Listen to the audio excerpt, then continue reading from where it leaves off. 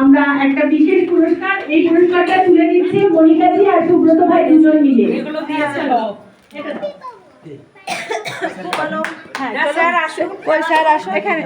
এখানে একটু আসতে অনুরোধ করছি। এখানে দাঁড়া।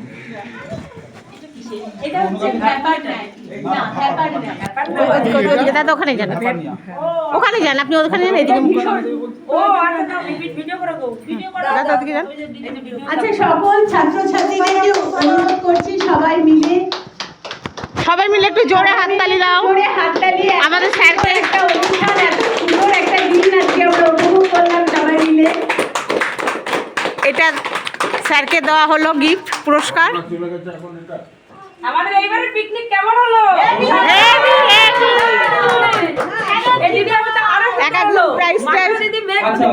যারা যারা আমরা অংশগ্রহণ করেছিলাম প্রাইজ পাইনি, দুঃখ করার কোনো ব্যাপার নেই, আমরা সবাই মিলে অংশগ্রহণ করেছি, এটাই হচ্ছে সবচেয়ে বড় কথা।